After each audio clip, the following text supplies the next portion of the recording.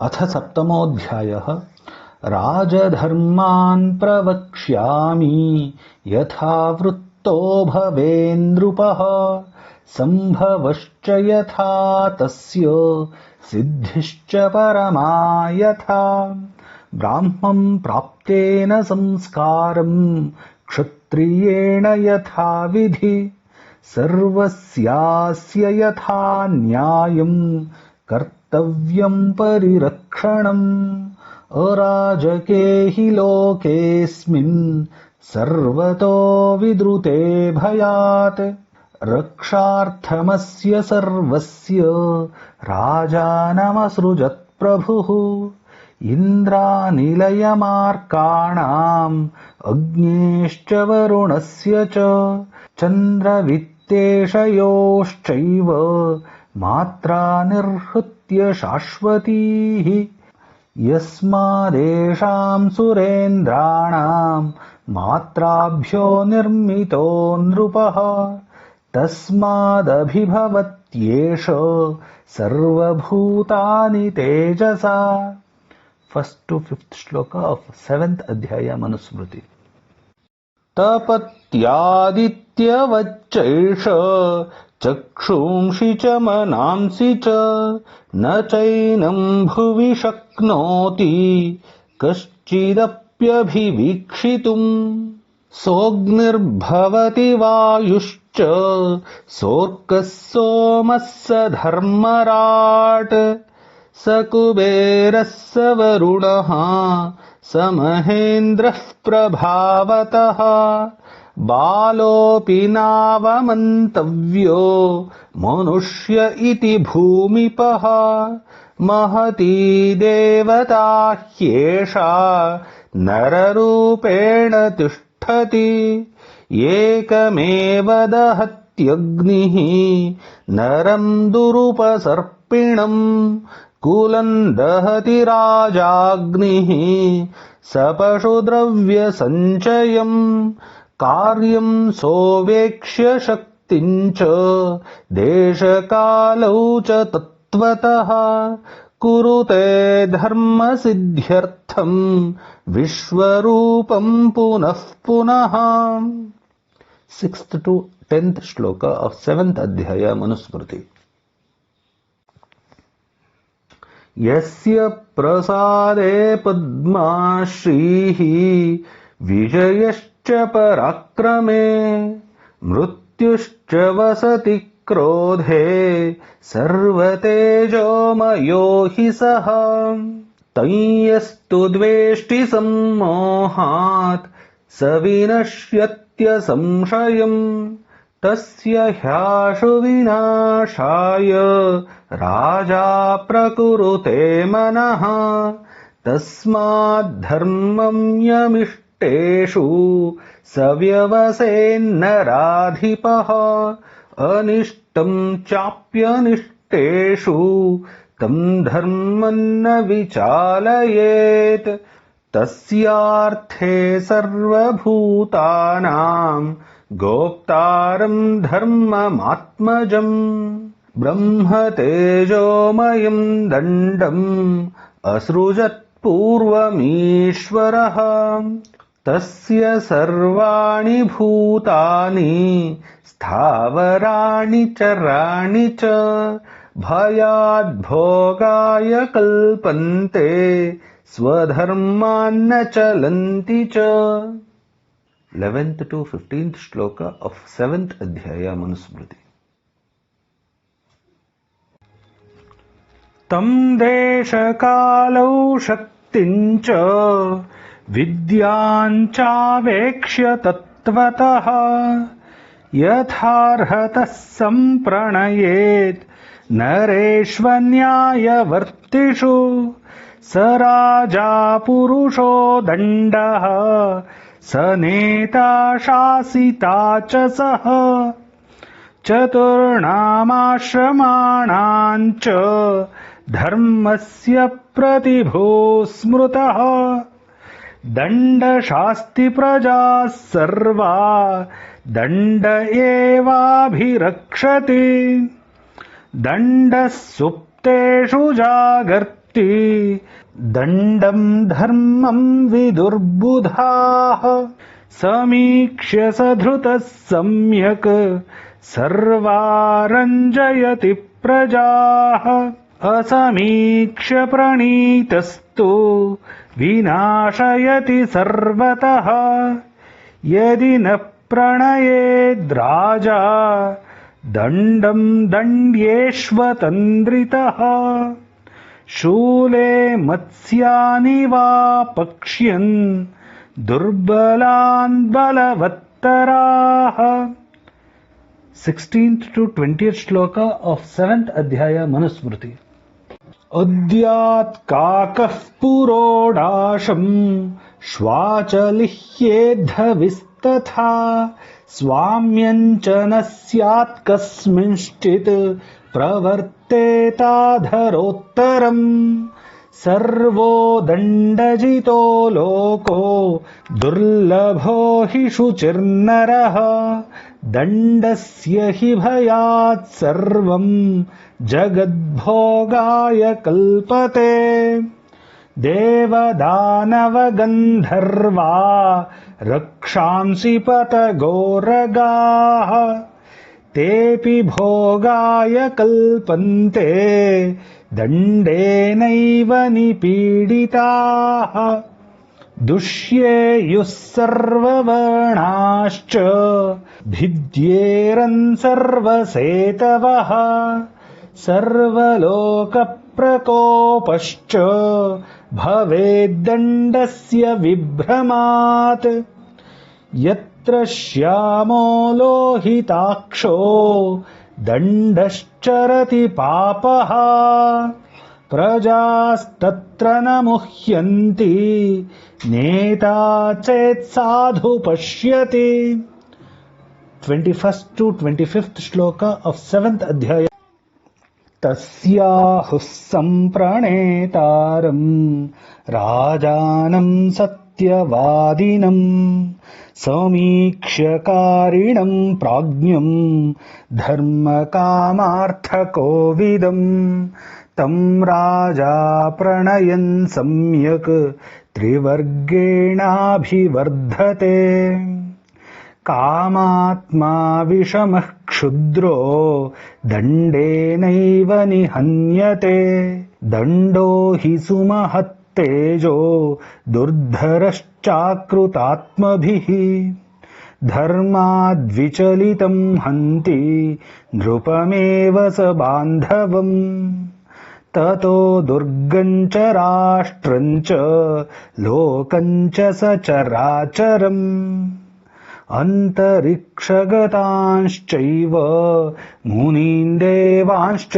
पीडयेत् सोऽसाहाय्येन मूढेन लुब्धेन कृतबुद्धिना न शक्यो न्यायतो नेतुं सक्तेन विषयेषु च 26th to 30th shloka of 7th adhyaya Manusmriti.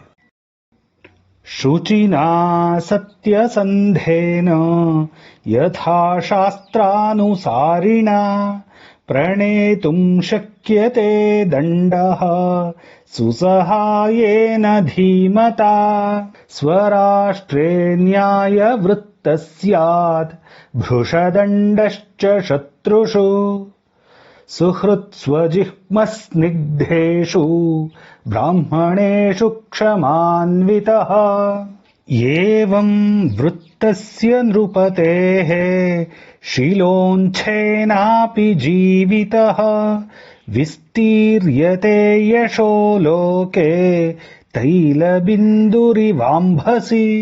अतस्तु विपरीतस्य नृपतेरजितात्मनः संक्षिप्यते यशो लोके घृतबिन्दुरिवाम्भसि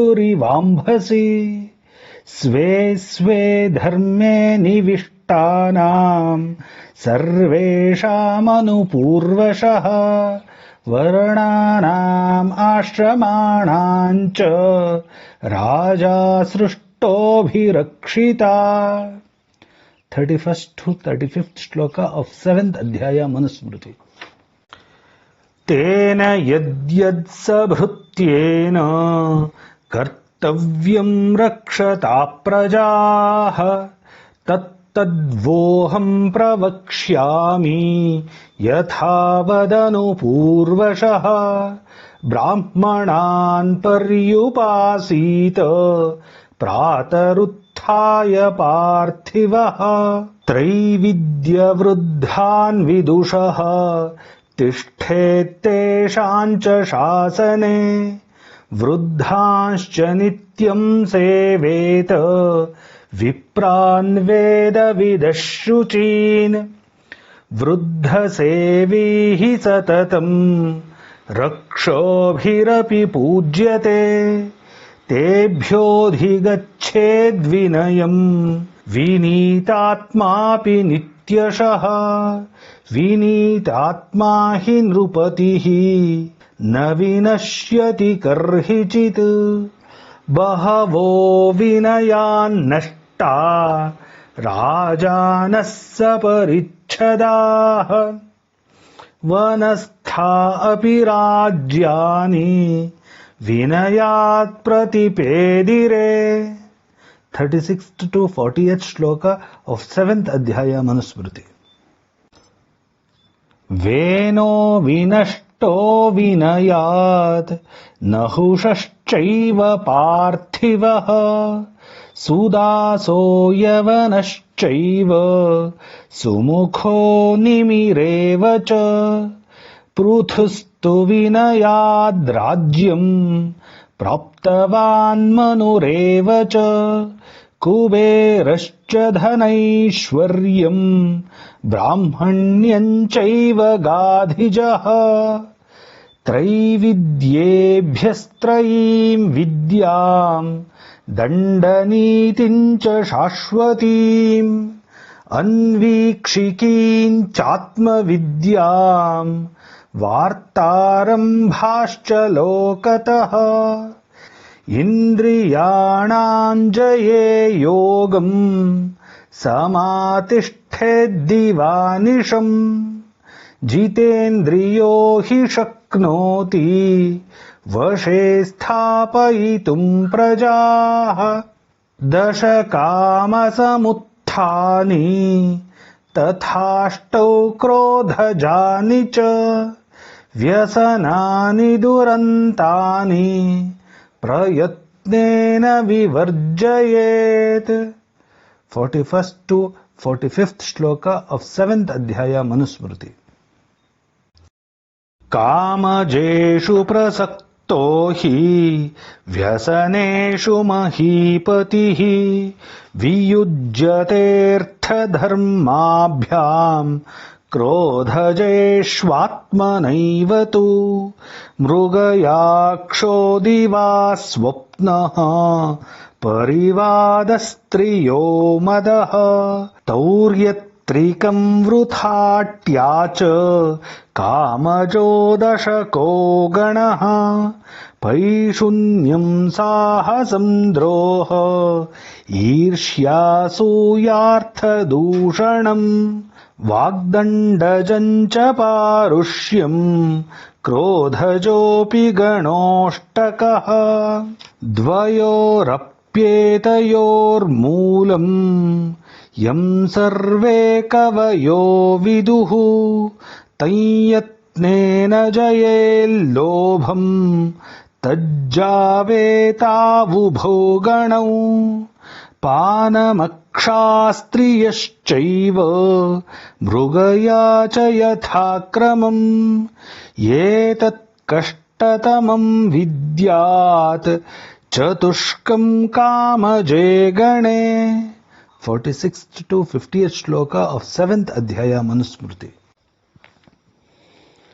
दण्डस्य पातनं चैव वाक्पारुष्यार्थदूषणे क्रोधजेऽपि गणे विद्यात् कष्टमेतत्त्रिकं सदा सप्तकस्यास्य वर्गस्य सर्वत्रैवानुषङ्गिणः पूर्वं गुरुतरं विद्याद्व्यसनमात्मवान् व्यसनस्य च मृत्योश्च व्यसनं कष्टमुच्यते व्यसन्यधोधो व्रजति स्वर्यात्यव्यसनी मृतः मौल्यान् शास्त्रविदः शूरान् लब्धलक्ष्यान् कुलोद्भवान् सचिवान् सप्तचाष्टौ वा प्रकुर्वीत परीक्षितान्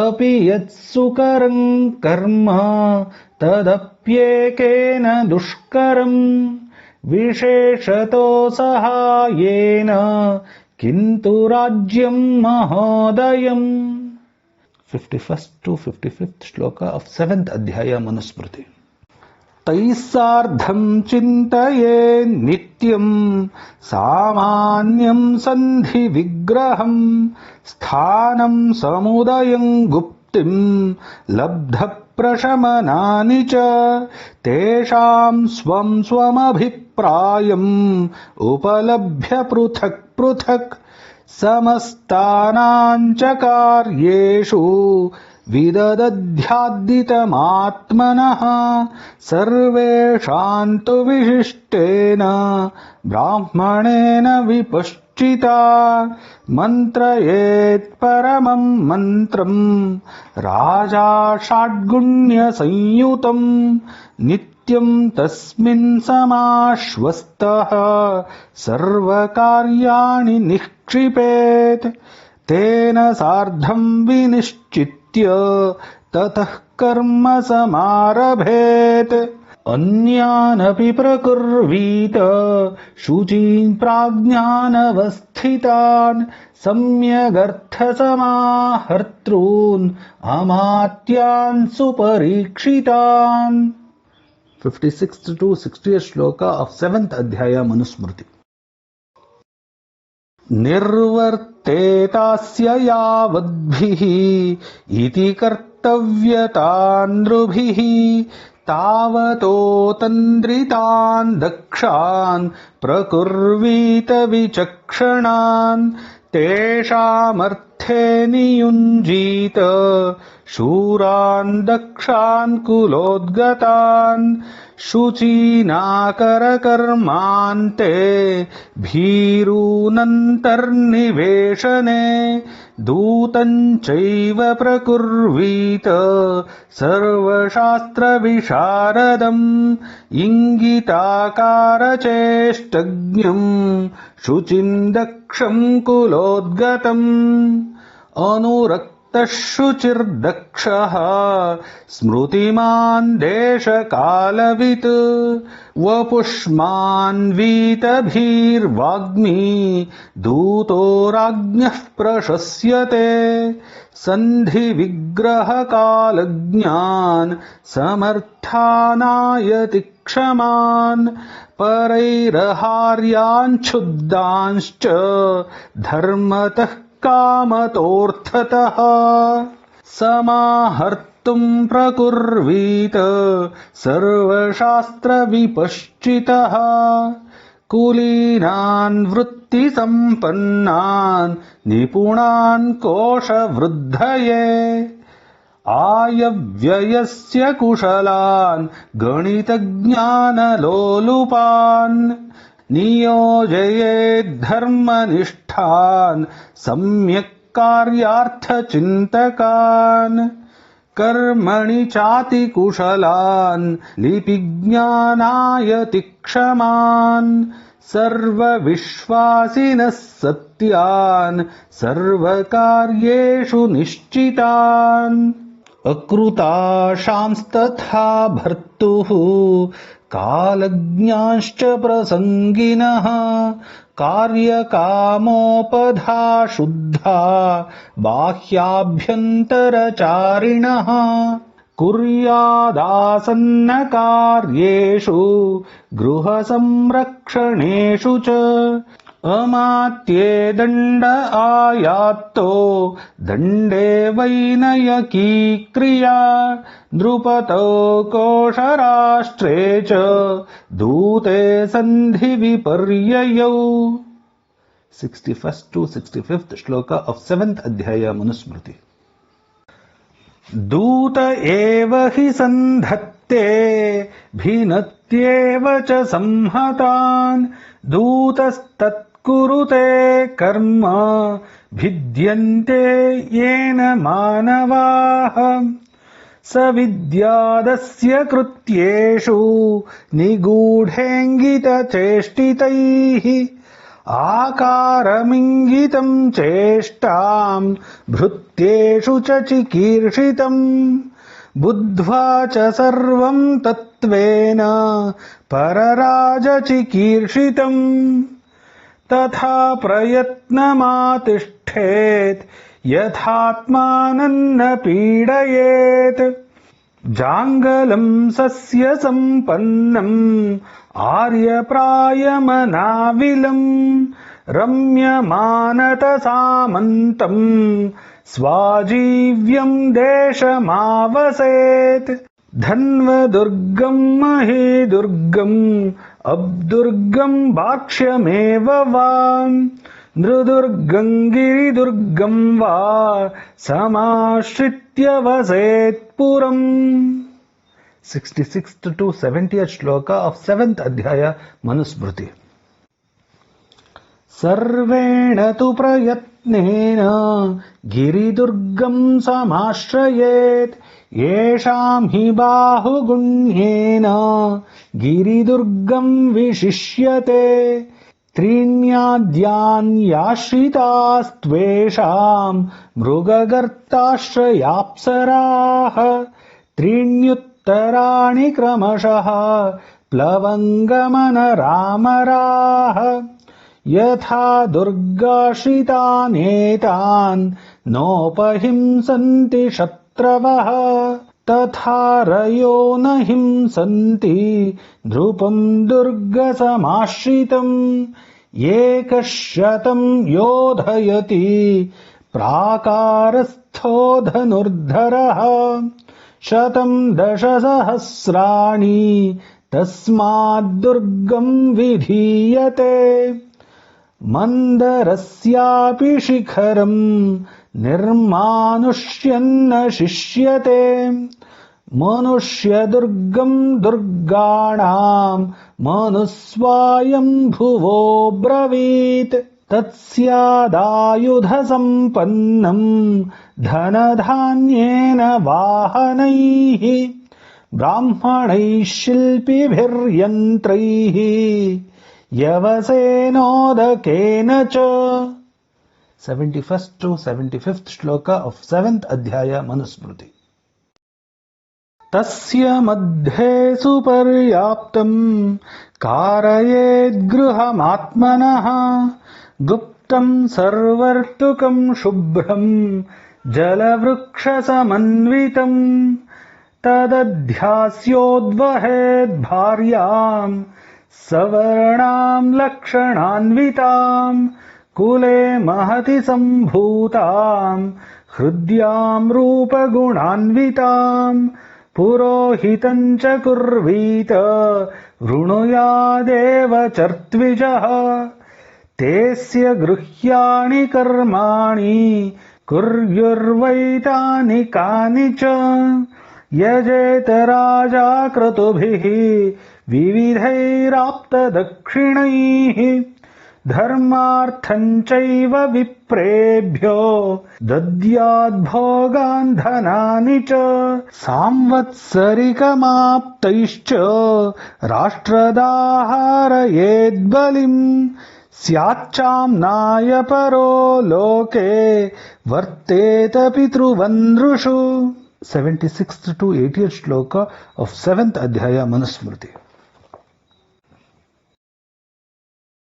अध्यक्षान् विविधान् कुर्यात् तत्र तत्र विपश्चितः तेस्य सर्वाण्यवेक्षेरन् नृणाम् कार्याणि कुर्वताम् आवृत्तानाम् गुरुकुलात् विप्राणाम् पूजको भवेत् नृपाणामक्षयो ह्येष निधिर्ब्राह्मोऽभिधीयते न तंस्तेना न चामित्रा हरन्ति न च नश्यति तस्माद्राज्ञा निधातव्यो ब्राह्मणेष्वक्षयो निधिः न स्कन्दते न व्यथते न विनश्यति कर्हिचित् वरिष्ठमग्निहोत्रेभ्यो ब्राह्मणस्य मुखे हुतम् सममब्राह्मणे दानम् द्विगुणम् ब्राह्मण ब्रुवे प्रधीते शतसाहस्रम् अनन्तम् वेद Parge 81st to 85th shloka of 7th adhyaya Manusmriti. पात्रस्य हि विशेषेण श्रद्धधानतयैव च अल्पं वा बहु वा प्रेत्य दानस्य फलमश्नुते एष एव परो धर्मः कृत्स्नो राज्ञ उदाहृतः जित्वा धनानि संग्रामात् द्विजेभ्यः प्रतिपादयेत् देशकालाभिधानेन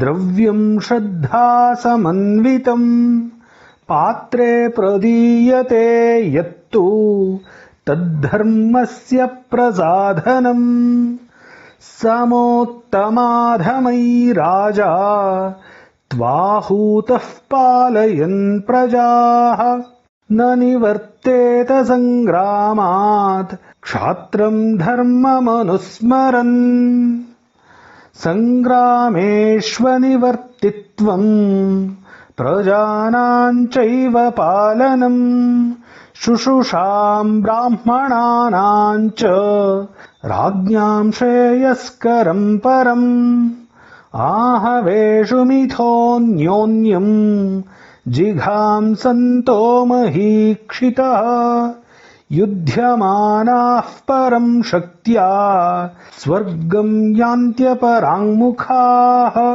न कूटैरायुधैर्हन्यात् युध्यमानो रणे रिपून् न कर्णेभिर्नापि दिग्धैः नाग्निज्वालिततेजनैः 86th to 90th shloka of 7th adhyaya. न च हन्यास्थलारूढम्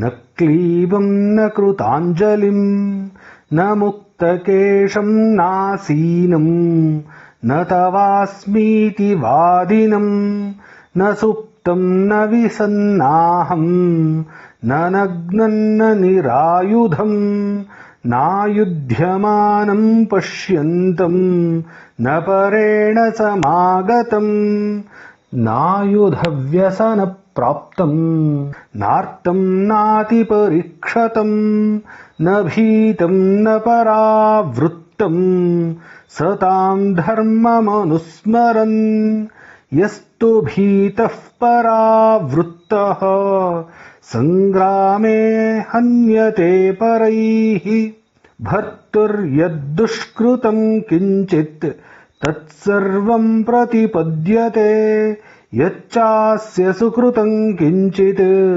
अमुत्रार्थमुपार्जितम् भर्ता तत्सर्वमादत्ते परावृत्तः तस्य तु 91st to 95th shloka of 7th adhyaya Manusmriti.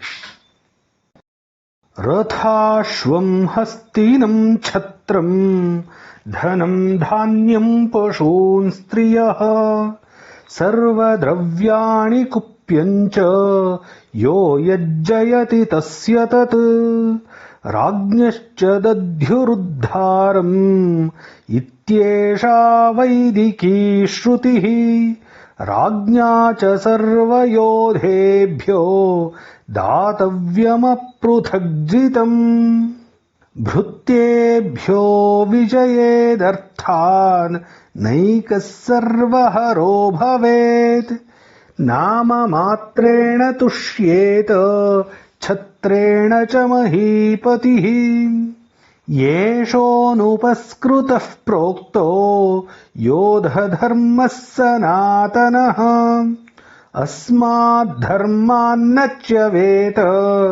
क्षत्रियोघ्नन् रणे रिपून् अलब्धं चैव लिप्सेत लब्धं रक्षेत् प्रयत्नतः रक्षितं वर्धयेच्चैव वृद्धं पात्रेषु निक्षिपेत् एतच्चतुर्विधं विद्यात् पुरुषार्थप्रयोजनम् अस्य नित्यमनुष्ठानं सम्यक् कुर्यादतन्द्रितः 96th to 100th shloka of 7th adhyaya Manusmriti. अलब्धमिच्छेद्दण्डेन लब्धं रक्षेदवेक्षया रक्षितं वर्धयेद्वृद्ध्या वृद्धं पात्रेषु निक्षिपेत् नित्यमुद्यतदण्डः स्यात् नित्यं विवृतपौरुषः नित्यं संवृतसंवार्यो नित्यं छिद्रानुसार्यरेः नित्यमुद्यतदण्डस्य कृत्स्नमुद्विजते जगत् तस्मात् सर्वाणि भूतानि दण्डेनैव प्रसाधयेत् अमाययैव वर्तेत न कथञ्चन मायया बुद्ध्येतारिप्रयुक्ताञ्च मायां नित्यं स्वसंवृतः नास्य छिद्रं परो विद्यात् विद्याच्छिद्रं परस्य तु गुहेत् कूर्म इवाङ्गानि रक्षेद्विवरमात्मनः न विश्वसेद विश्वस्ते विश्वस्ते नाति विश्वसेत् विश्वासाद् भयमुत्पन्नम् मूलादपि निकृन्तति 101st to 105th shloka of 7th adhyaya Manusmriti. बकवच्चिन्तयेदर्थान् सिंहवच्च पराक्रमेत् वृकवच्चावलुम्पेत शशवच्च विनिष्पतेत् एवं विजयमानस्य येस्य स्युः परिपन्थिनः तानानयेद्वशं सर्वान् समाधिभिरुपक्रमैः यदि ते तु न तिष्ठेयुः उपायैः प्रथमैस्त्रिभिः दण्डेनैव प्रसह्यैतान् शनकैर्वशमानयेत् समाधीनामुपायानां चतुर्णामपि पण्डिताः सामदण्डौ प्रशंसन्ति नित्यं राष्ट्राभिवृद्धये यथोद्धरति निर्दाता कक्षं धान्यं च रक्षति तथा रक्षेन्नृपो राष्ट्रम् हन्याच्च परिपन्थिनः 106th to 110th shloka of 7th adhyaya Manusmriti. मोहाद्राजा स्वराष्ट्रं यः कर्षयत्यनवेक्षया सोचिराद्भ्रश्यते राज्यात् जीविताच्च स बान्धवः शरीरकर्षणात् प्राणाः क्षीयन्ते प्राणिनां यथा तथा राज्ञामपि प्राणाः क्षीयन्ते राष्ट्रकर्षणात् राष्ट्रस्य संग्रहे नित्यं विधानमिदमाचरेत् सुसंगृहीतराष्ट्रो हि पार्थिवः सुखमेधते द्वयोस्त्रयाणां पञ्चानां मध्ये गुल्ममधिष्ठितम् तथा ग्रामशतानां च कुर्याद्राष्ट्रस्य संग्रहम् ग्रामस्याधिपतिं कुर्यात् 10 ग्रामपतिं तथा 20 च सहस्रपतिमेव च. 111th to 115th shloka of 7th. ग्रामदोषान् समुत्पन्नान् ग्रामिकशनकैः स्वयम् शंसेद्ग्रामदशेषाय दशेषो 20शीनम् 20स्तु तत्सर्वम् शतेशाय निवेदयेत् शंसेद्ग्रामशतेशस्तु सहस्रपतये स्वयम्. यानि राजप्रदेयानि प्रत्यहं ग्रामवासिभिः अन्नपानेन्धनादीनि ग्रामिकास्तान्यवाप्नुयात्. दशीकुलन्तु भुञ्जीत 20 च ग्रामं ग्रामशताध्यक्षः सहस्राधिपतिः पुरम्. तेषां ग्राम्याणि कार्याणि पृथक् कार्याणि चैव हि राज्ञोऽन्यः सचिवः स्निग्धः तानि पश्येद तन्द्रितः. 116th to 120th shloka of 7th adhyaya Manusmriti. नगरे नगरे चैकम् कुर्यात् सर्वार्थचिन्तकम् उच्चैस्थानं घोररूपम् नक्षत्राणामिव ग्रहम् सताननुपरिक्रामेत् सर्वानेव सदा स्वयम् तेषां वृत्तं परिणयेत् सम्यग्राष्ट्रेषु तच्चरैः. राज्ञो हि रक्षाधिकृताः परस्वादायिनः शठाः भृत्या भवन्ति प्रायेण तेभ्यो रक्षेदिमाः प्रजाः. ये कार्यिकेभ्योऽर्थमेव गृह्णीयुः पापचेतसः तेषां सर्वस्वमादाय राजा कुर्यात् प्रवासनम्. राजा कर्मसु युक्तानां स्त्रीणां प्रेष्य जनस्य च प्रत्यहं कल्पयेद्वृत्तिं स्थानं कर्मानुरूपतः. 121st to 125th shloka of 7th adhyaya Manusmriti. पणोदेयोऽवकृष्टस्य षडुत्कृष्टस्य वेतनम् षाण्मासिकस्तथा छादो धान्यद्रोणस्तु मासिकः. क्रयविक्रयमध्वानम् भक्तम् च सपरिव्ययम् योगक्षेमम् च सम्प्रेक्ष्य वणिजोदापयेत्करान्. यथा फलेन युज्येत राजा कर्ता च कर्मणाम् तथा वेक्ष्य नृपो राष्ट्रम् कल्पयेत् सततं करान्. यथाल्पाल्पमदन्त्याद्यम् वार्यो गोवत्स षट्पदाः तथाल्पाल्पो ग्रहीतव्यो राष्ट्राद्राज्ञाब्धिकः करः. 50 आदेयो राज्ञा पशुहिरण्ययोः धान्यानामष्टमो भागः षष्ठो 12 एव वा. 126th to 130th shloka of 7th adhyaya Manusmriti.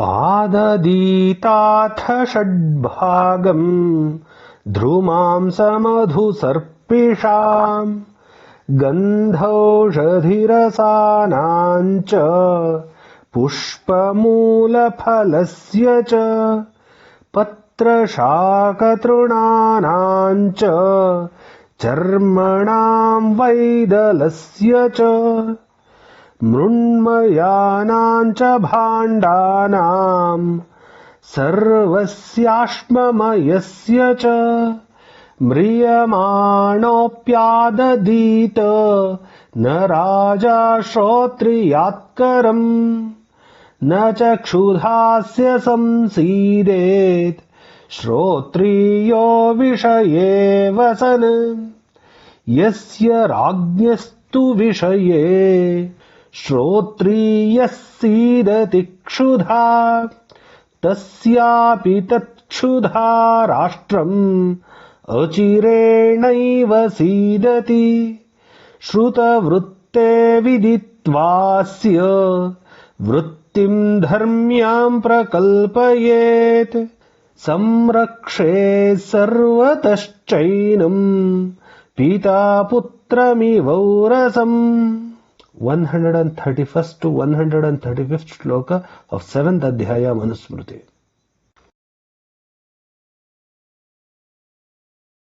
संरक्ष्यमाणो राज्ञायम् कुरुते धर्ममन्वहम् तेनायुर्वर्धते राज्ञो द्रविणम् राष्ट्रमेव च यत्किञ्चिदपि वर्षस्य दापयेत्करसंज्ञितम् व्यवहारेण जीवन्तम् राजा राष्ट्रे पृथग्जनम् कारुकान् शिल्पिनश्चैव शूद्रांश्चात्मोपजीविनः एकैकम् कारयेत् कर्म मासि मासि महीपतिः नोच्छिन्द्यादात्मनो मूलम् परेषाम् चातितृष्णया उच्छिन्दन् ह्यात्मनो मूलम् आत्मानम् तांश्च पीडयेत् तीक्ष्णश्चैव मृदुश्च स्यात् कार्यम् वीक्ष्य महीपतिः तीक्ष्णश्चैव मृदुश्चैव राजा भवति सम्मतः 136th to 140th shloka of 7th adhyaya Manusmriti. ओमात्यमुख्यम् धर्मज्ञम् प्राज्ञम् दान्तम् कुलोद्गतम् स्थापयेदासने तस्मिन् खिन्नः कार्ये क्षणे नृणाम् एवम् सर्वम् विधायेदम् इति कर्तव्यमात्मनः युक्तश्चैवाप्रमत्तस्य परिरक्षेदिमाः प्रजाः विक्रोशन्त्यो यस्य राष्ट्रात् ह्रियन्ते दस्युभिः प्रजाः सम्पश्यतः सम्भृत्यस्य मृतः स न तु जीवति क्षत्रियस्य परो धर्मः प्रजानामेव पालनम् निर्दिष्टफलभोक्ता हि राजा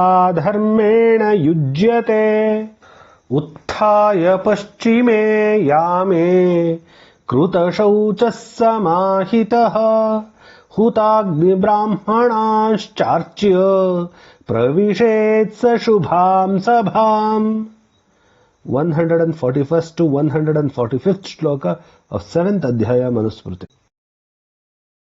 तत्र स्थितः प्रजाः सर्वाः प्रतिनन्द्य विसर्जयेत् विसृज्य च प्रजाः सर्वा मन्त्रयेत् सह मन्त्रिभिः गिरिपृष्ठम् समारुह्य प्रासादम् वारहो गतः अरण्ये निश्शलाके वा मन्त्रयेदविभावितः यस्य मन्त्रम् न जानन्ति समागम्य पृथग्जनाः स कृत्स्नाम् पृथिवीम् भुङ्क्ते कोशहीनोऽपि पार्थिवः जडमूकान्धबधिरान् तिर्यग्योनान्वयोतिगान् स्त्रीम्लेच्छव्याधितव्यङ्गान्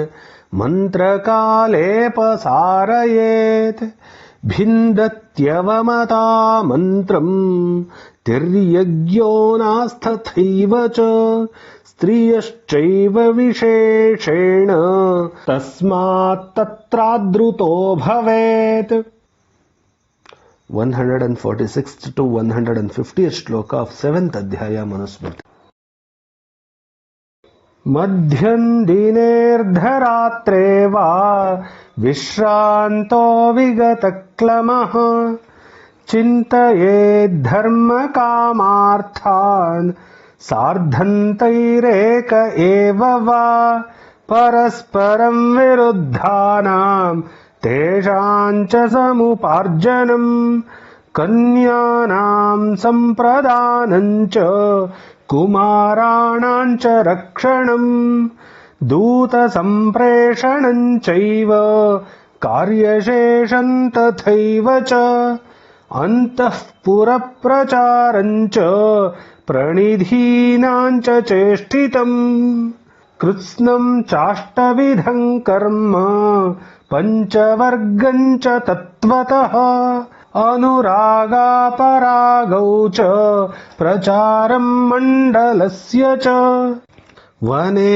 वनचराः कार्याः श्रमणाटविकादयः परप्रवृत्तिज्ञानार्थं शीघ्रचारपरम्पराः परस्य चैते बोद्धव्याः तादृशैरेव तादृशाः चारसञ्चारिणः संस्थाः शठाश्चागूढसंहिताः मध्यमस्य प्रचारं च विजिगीषोश्च चेष्टितम् उदासीनप्रचारं च शत्रोश्चैव प्रयत्नतः. 151st to 155th shloka of 7th adhyaya Manusmriti. एताः प्रकृतयो मूलम् मण्डलस्य समासतः अष्टौ चान्याः समाख्याता द्वादशैव तु ताः स्मृताः अमात्यराष्ट्रदुर्गार्थ दण्डाख्याः पञ्च चापराः प्रत्येकं कथिता ह्येताः संक्षेपेण द्विसप्ततिः अनन्तरमरिं विद्यात् अरिसेवनमेव च अरेरनन्तरं मित्रम् उदासीनं तयोः परम् विप्रकृष्टे ध्वनीयन्न उदासीनो बलान्वितः सखिलो मण्डलार्थस्तु यस्मिन्नेयः स मध्यमः तान् सर्वानभिसन्धद्यात् सामादिभिरुपक्रमैः व्यस्तैश्चैव समस्तैश्च पौरुषेण नयेन च सन्धिं च विग्रहं चैव यानमासनमेव च द्वैधीभावं संश्रयं च षड्गुणांश्चिन्तयेत् सदा. 156th to 160th shloka of 7th adhyaya Manusmriti.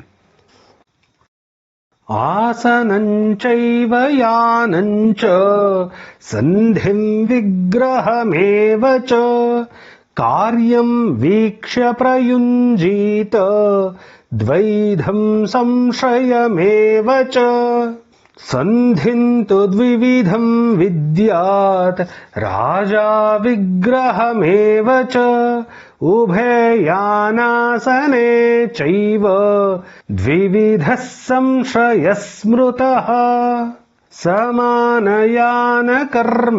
च विपरीतस्तथैव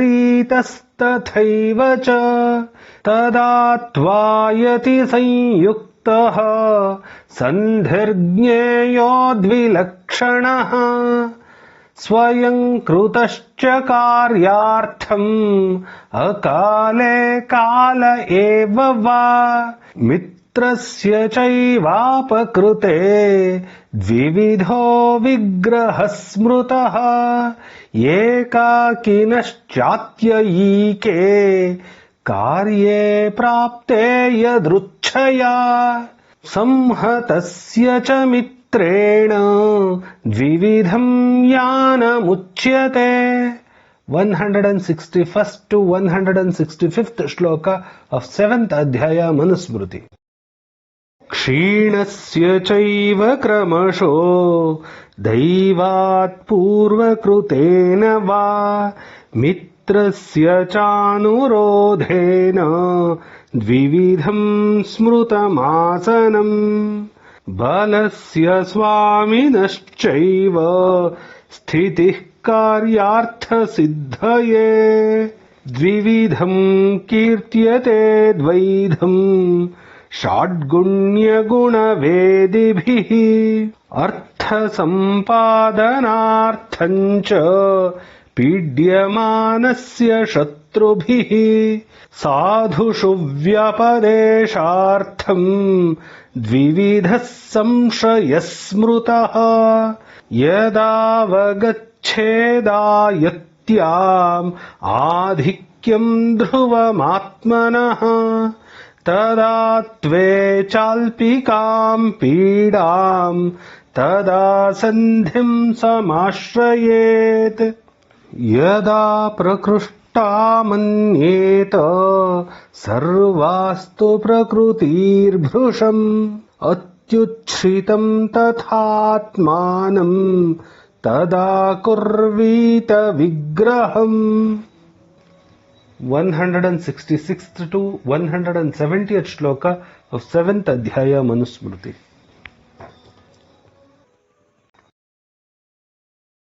यदा मन्येत भावेन हृष्टं पुष्टं बलं स्वकं परस्य विपरीतं च तदा यायाद्रिपुं प्रति यदा तु स्यात् परिक्षीणो वाहनेन बलेन च तदासीत प्रयत्नेन शनकैः सान्त्वयन्नरीन् मन्येतारिं यदा राजा सर्वथा बलवत्तरम् तदा द्विधा बलं कृत्वा साधयेत् कार्यमात्मनः यदा परबलानान्तु गमनीयतमो भवेत् तदा तु संशये क्षिप्रं धार्मिकं बलिनं नृपम् निग्रहं प्रकृतीनां च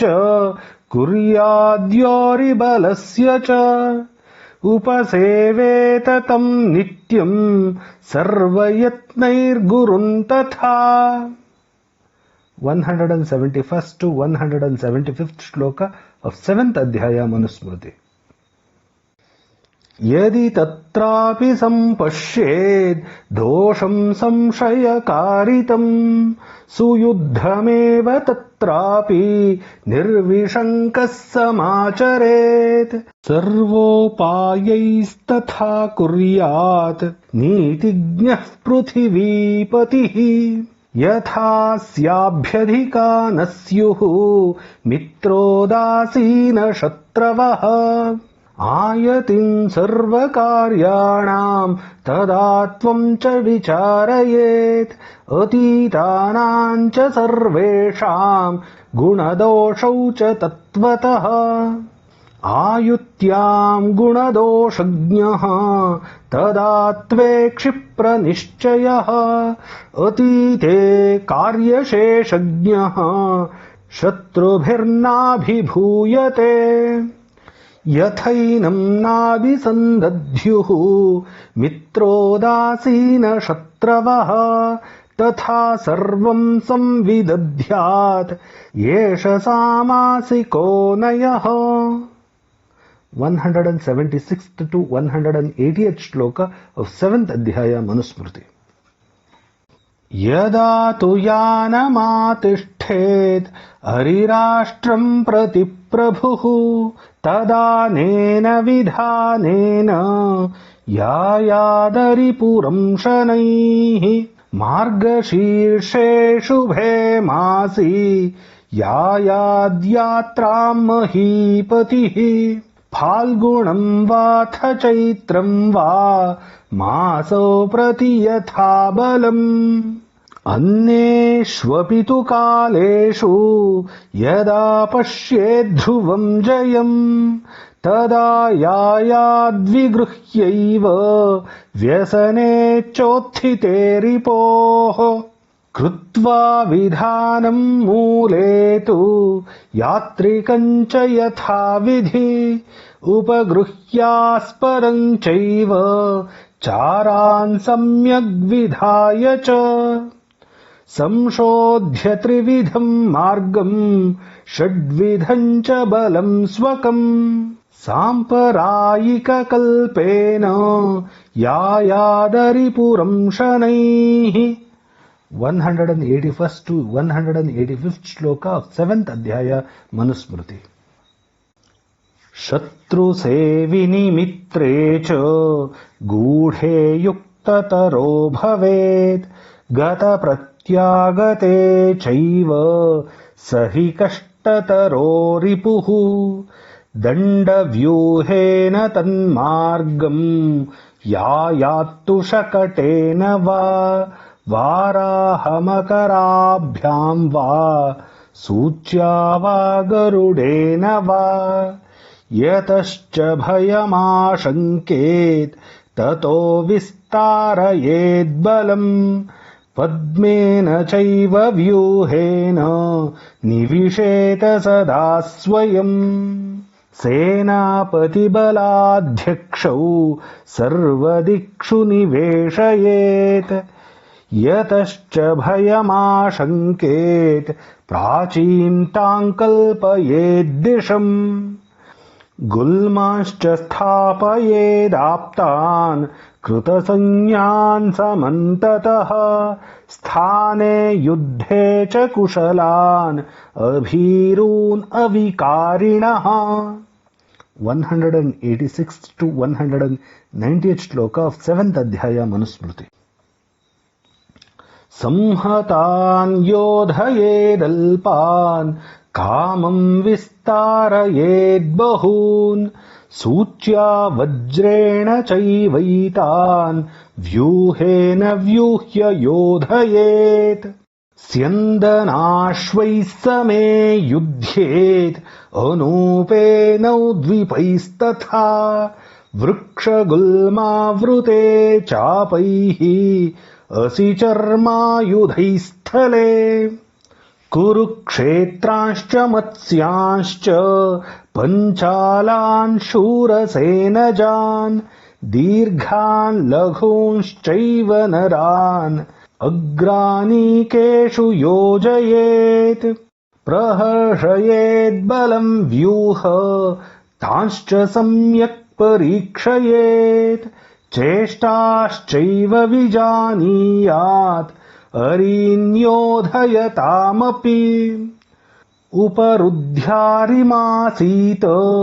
राष्ट्रं चास्योपपीडयेत् दूषयेच्चास्य सततं यवसान्नोदकेन्धनम् 191st to 195th श्लोका of 7th अध्याय मनुस्मृति भिन्द्याच्चैव तडागानि प्राकारपरिखास्तथा समवस्कन्दयेच्चैनं रात्रौ वित्रासयेत्तथा उपजप्यानुपजपेत्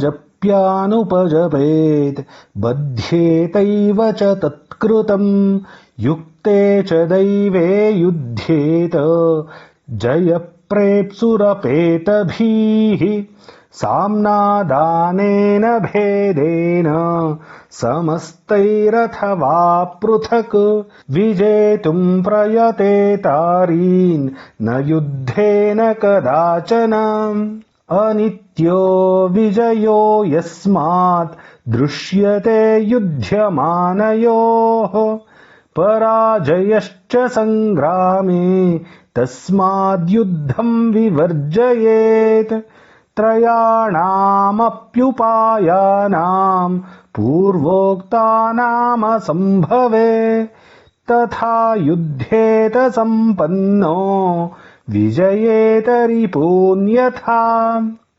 196th to 200th shloka of 7th adhyaya Manusmriti. जित्वा सम्पूजयेद्देवान् ब्राह्मणांश्चैव धार्मिकान् प्रदद्यात् परिहारांश्च ख्यापयेदभयानि च. सर्वेषां तु विदित्वैषां समासेन चिकीर्षितम् स्थापयेत्तत्र तद्वंश्यम् कुर्याच्च समयक्रियाम्. प्रमाणानि च कुर्वीत तेषां धर्म्यान्यथोदितान् रत्नैश्च पूजयेदेनं प्रधानपुरुषैः सह. आदानमप्रियकरं दानं च प्रियकारकम् अभीप्सितानामर्थानां काले युक्तं प्रशस्यते. सर्वे कर्मेदमायत्तं विधाने दैवमानुषे तयोर्दैवमचिन्त्यन्तु मानुषे विद्यते क्रिया.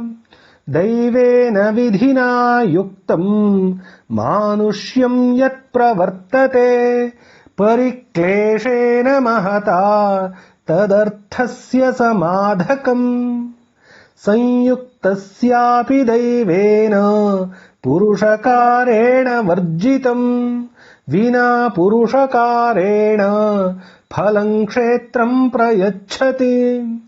चन्द्रार्काद्याग्रहा वायुः अग्निरापस्तथैव च इह दैवेन साध्यन्ते पौरुषेण प्रयत्नतः. 201st to 205th shloka of 7th adhyaya Manusmriti. सह वापि व्रजेद्युक्तः सन्धिं कृत्वा प्रयत्नतः मित्रं हिरण्यं भूमिं वा सम्पश्यन् त्रिविधं फलम्. पाष्णिग्राहं च सम्प्रेक्ष्य तथा क्रन्दं च मण्डले मित्रादथाप्यमित्राद्वा यात्राफलमवाप्नुयात्. हिरण्यभूमिसम्प्राप्त्या पार्थिवो न तथैधते यथा मित्रं ध्रुवं लब्ध्वा कृशमप्यायति क्षमम्. धर्मज्ञं च कृतज्ञं च तुष्टप्रकृतिमेव च अनुरक्तं स्थिरारम्भं लघुमित्रं च प्रशस्यते. प्राज्ञं कुलीनं शूरं च दक्षं दातारमेव च कृतज्ञं धृतिमन्तं च कष्टमाहुररिम्बुधाः. 206th to 210th shloka of 7th adhyaya Manusmriti.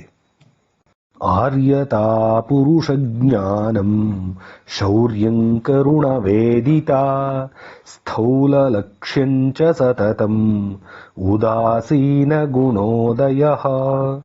क्षेम्यां सस्यप्रदां नित्यं पशुवृद्धिकरीमपि परित्यजेन्द्रुपो भूमिम् आत्मार्थमविचारयन्.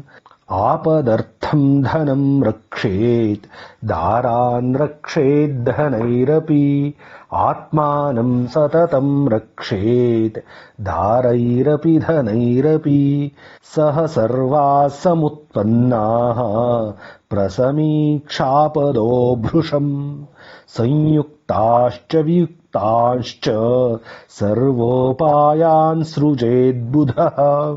उपेतारमुपेयं च सर्वोपायांश्च कृत्स्नशः एतत्त्रयं समाश्रित्य प्रयतेतार्थसिद्धये.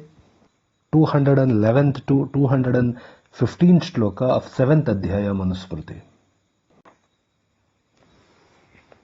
एवं सर्वमिदं राजा सहसम्मन्त्र्य मन्त्रिभिः व्यायाम्याप्लुत्य मद्याह्ने भोक्तुमन्तः पुरं विशेत् तत्रात्मभूतैः कालज्ञैः अहार्यैः परिचारकैः सुपरीक्षितमन्नाद्यम् अद्यान्मन्त्रैर्विशापहैः विषघ्नैरगदैश्चास्य सर्वद्रव्याणि योजयेत् विषघ्नानि च रत्नानि नियतो धारयेत् सदा परीक्षितास्त्रियैश्चैनम् व्यजनोदकधूपनैः वेषाभरणसंशुद्धाः स्पृशेयुः सुसमाहिताः एवं प्रयत्नं कुर्वीत यानशय्यासनाशने स्नाने प्रसाधने चैव सर्वालङ्कारकेषु च 215th to 220th shloka of 7th अध्याय मनुस्मृति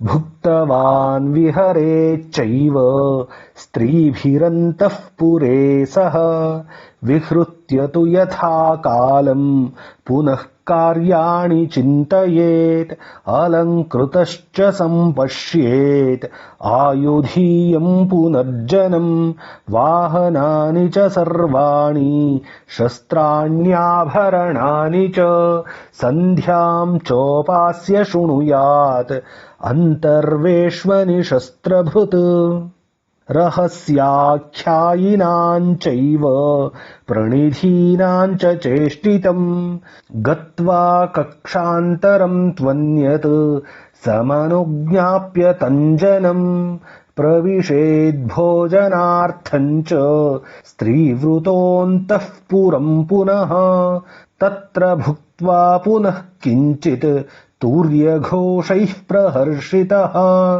संविशेत्तु यथा कालम् उत्तिष्ठेच्च गतक्लमः एतद्विधानमातिष्ठेत् अरोगः पृथिवीपतिः अस्वस्थः सर्वमेतत्तु भृत्येषु विनियोजयेत् एवं मानवे धर्मशास्त्रे भृगुप्रोक्तायां संहितायां सप्तमोऽध्यायः 221st to 226th shloka of 7th अध्याय मनुस्मृति